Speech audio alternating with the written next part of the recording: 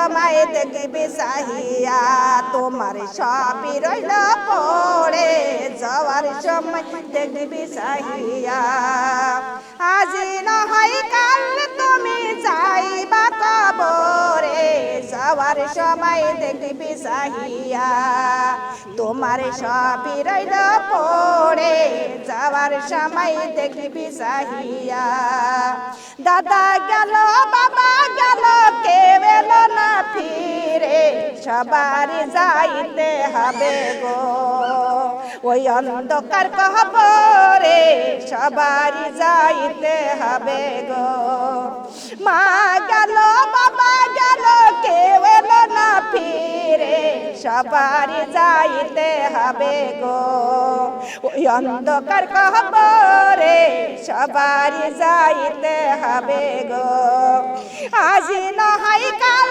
তুমি যাইবা কবরে যাওয়ার সময় দেখবি চাহিয়া তোমার সবই রইল পড়ে যাওয়ার সময় দেখবি চাহিয়া ঘর করলে বাড়ি করলে চলো গাড়ি করে হঠাৎ আজরাইল সামনে খাড়া গো চলো অন্ধকার কবরে হঠাৎ আজরাইল সামনে খাড়া গো ঘর করলে বাড়ি করলে চলো গাড়ি করে হঠাৎ আজরাইল সামনে খাড়া গো চলো অন্ধকার কবরে হঠাৎ আজরাইল সামনে খাড়া গো আজি নহয় কাল তুমি যাইবা কবরে যাওয়ার সময় দেখবি চাহিয়া তোমার সবই রইল পড়ে যাওয়ার সময় দেখবি চাহিয়া আজরাইল বলে ও মাজান চলো তাড়া করে কোনো কথা শুনিবে না গো ও মানিবে কলিজাটা ছিঁড়ে কোনো কথা শুনিবে না গো আজরাইল বলে ও মাজান চলো তাড়া করে কোনো কথা শুনিবে না গো নিবে তোমার কলিজাটা ছিঁড়ে কোনো কথা শুনিবে না গো আজ নহয় কাল তুমি যাইবা কবরে যাওয়ার সময় দেখবি চাহিয়া তোমার সবই রইল পড়ে যাওয়ার সময় দেখবি চাহিয়া ছেলে মেয়ে কাঁদবে মাগো কিভাবে যাও ছেড়ে মা বলে ডাকব কারে গো এইভাবে সংসারে মা বলে ডাকব কারে গো ছেলে মেয়ে বলবে মাগো কিভাবে যাও ছেড়ে মা বলে ডাকব কারে গো এইভাবে সংসারে বাবা বলে ডাকব কারে গো আজ নহয় কাল তুমি যাইবা কবরে যাওয়ার সবাই দেখবি চাহিয়া তোমার সবই রইল পড়ে যাওয়ার সবাই দেখবি চাহিয়া নামাজ পড়া রোজা কর বলি যে তোমারে ফুলের বিছানা হবে গো ওই অন্ধকার কবরে ফুলের বিছানা হবে গো নামাজ পড়া পর্দা কর বলি যে তোমারে ফুলের বিছানা পাবি গো ওই অন্ধকার কবরে ফুলের বিছানা পাবি গো আজি নহয় কাল তুমি যাইবা কবরে যাওয়ার সময় দেখবি চাহিয়া তোমার সবই রইল পড়ে যাওয়ার সময় দেখবি চাহিয়া আলহামদুলিল্লাহ আলহামদুলিল্লাহ সবই ছেড়ে চলে যাব কথা কন এ দুনিয়ার মামন গাপ দালান কোটা ঘরে বাড়ি স্বামী সন্তান সবই ছেড়ে চলে যেতে হবে কোথায় চলে যাব কথা বলেন কয়দিনকার সফরে যাবেন কথা বলেন কয়দিনকার সফরে মার সন্তান বলে মা গো আমাদের বাসায় এসো কিন্তু যাওয়ার সময় নাই মা এবং বোন বলে আমাদের বাসায় আসো, যাওয়ার টাইম নাই। কথা বলেন ঠিক না বেঠিক?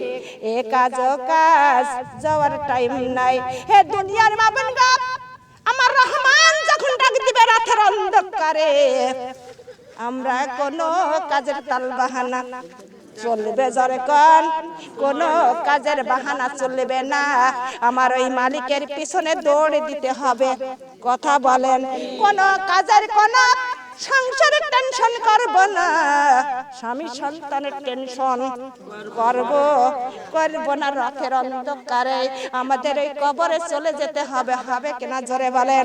এ দুনিয়ার মা বোন গো, কিন্তু আমাদের নামাজ আল্লাহর হুকুম, কার হুকুম? পর্দাটা কার হুকুম? এবং আমাদের স্বামীর খেদমত কার হুকুম? আল্লাহর হুকুম।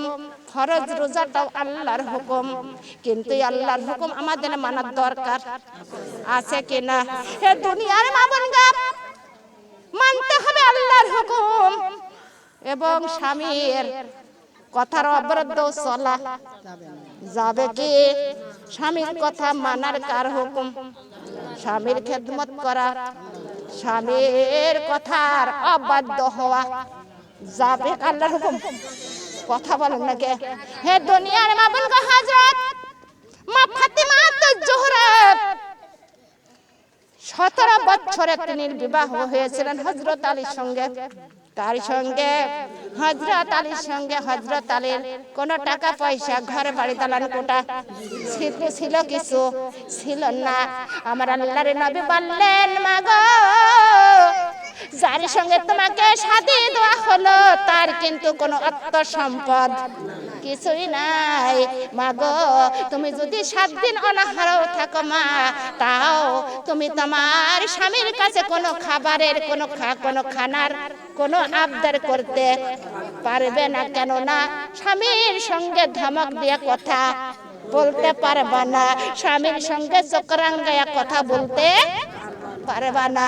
আল্লাহর নবী বললেন, মা গো, শুধু তাই নয়, তুমি যদি ছেঁড়া বস্ত্র যদি পরে থাকো, তাও তোমার স্বামীর কাছে কোনো শাড়ির আবদার করতে, বস্ত্র আবদার করতে তুমি পারবা না মা গো।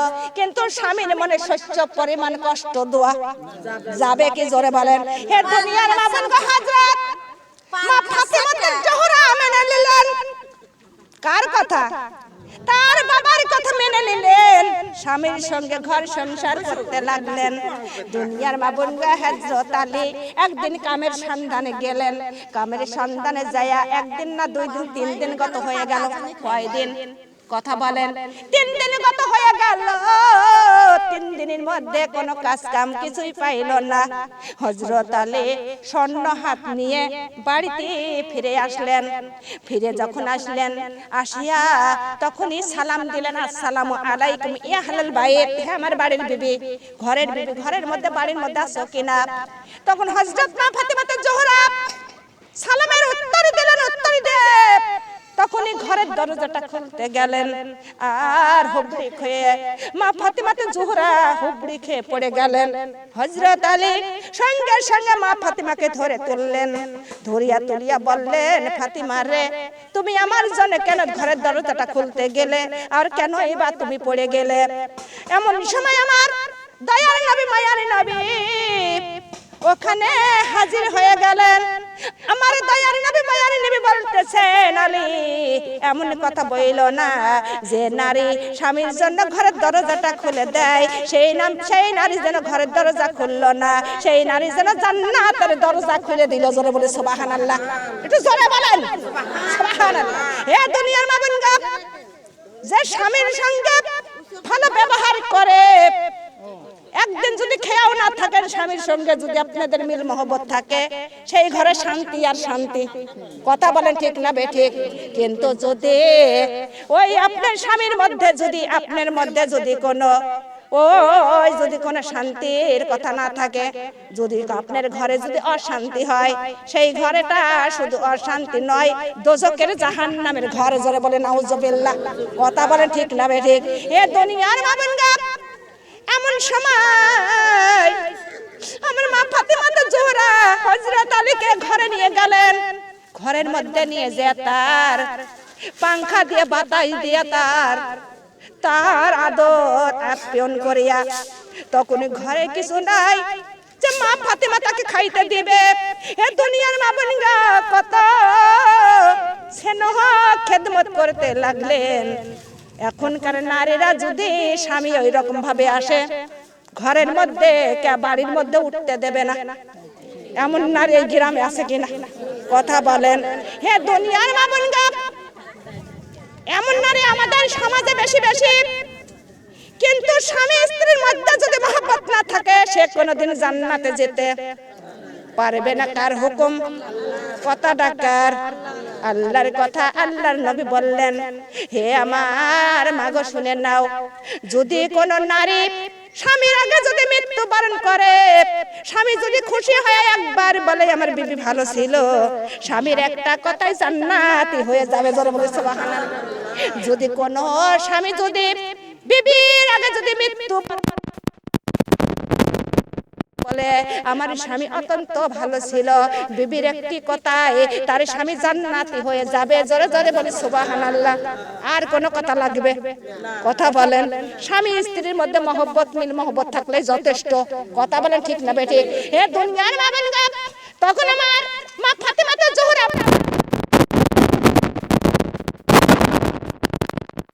খাবার কোন টাকা পয়সা নাই, স্বামী গো বিক্রি করার মতো তো আমার কিছু না।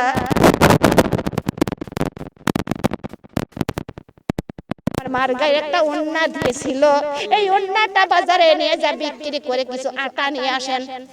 হযরত আলী বলতেছেন, বিবি এমনই কথা বললেন না কেন না, তোমার গায়ের ওন্না আমি কেমন করে ওই বাজারে নিয়ে যাবে বিক্রি করব, পারবো না। আমার মা ফাতেমা জোহরা অনেক করে বুঝাইলেন, বুঝাইয়া তার হাতে স্বামীর হাতে তুলে দিলেন। বিক্রি করলেন কয় কত হাত? দেড়হামে বিক্রি করিয়া তখনই হযরত আলী ওই খাদ্যর দোকানে আটা চালের দোকানের দিকে যায়। এমন সময় একটা অসহায় লোক আসিয়া বলতেছে, আলী তোমার কাছে কি কিছু আছে? আমার সাহায্যতা করো, আমার কিছু খাইতে দাও। আমি যে 4 দিন অনাহারে। জোরে বলে সুবহানাল্লাহ। কয় দিন অনাহারে? 4 দিন অনাহারে। হযরত আলী মনে মনে ভাবতেছেন, আমি হলাম 3 দিন অনাহারে, আর এই লোকটা হলো 4 দিন অনাহারে, কিন্তু আমি আরো 1 দিন থাকতে পারবো, আমার বিবি সন্তান আর 1 দিন থাকতে পারবে। হযরত আলীর কোরআনের কথা ভেসে আসলো, হাসরের কথা ভেসে আসলো। সঙ্গে সঙ্গে ওই 1.5 টাকা অসহায় লোককে দান করে দিলেন। জোরে বলে সুবহানাল্লাহ। আমরা কি দেব? কথা বলেন। হে দুনিয়ার মা বোনগা, হযরত আলী যখন দান করিলেন, আমার আল্লাহ অত্যন্ত খুশি হয়ে গেল। এটা কার পরীক্ষা? আল্লাহর পরীক্ষা। সঙ্গে সঙ্গে আল্লাহ খুশি হয়ে গেল। যে দান করে ওই দানটা আমার আল্লাহর হাতে আগে যা পৌঁছায়, তারপরে তার ঝুলাই যায়। আমার আল্লাহ অত্যন্ত খুশি হয়ে বলতেছে, আলী আলী রে, তুমি কার সঙ্গে ব্যবসা শুরু করলে? ব্যবসা শুরু করলে সেই রহমানের সঙ্গে। তুমি যে ব্যবসা শুরু করলে সেই আল্লাহর সঙ্গে। যে আল্লাহর সঙ্গে যে ব্যবসা করে, আল্লাহ তার কোনোদিন ঠকায় না। ঠকাই? জোরে বলেন। আল্লাহ কারোর ঠকায় না। আমার আল্লাহ তাআলা কারোর প্রতি হিংসা করে না। করে? জোরে বলেন। হে দুনিয়ার মা বোনগণ, হযরত আলী দান করিয়া পথে রওনা হয়ে গেল। হাঁটতে হাঁটতে দেখে একটা যুবক দাঁড়িয়ে আছে। ওই যুবকটির হাতে একটা ঘোড়া, সৌন্দর্য ঘোড়া নিয়ে দাঁড়িয়ে আছে। হযরত আলীকে ডাক দিয়া বলেন, আলী তুমি এই সৌন্দর্য ঘোড়াটাকে কিনবে? হযরত আলী দিশেহারা হয়ে গেল, বলতেছে আমার হাতে তো 1 টাকা পয়সা কিছুই নাই, আমি কি দিয়ে ঘোড়াটা কিনবো?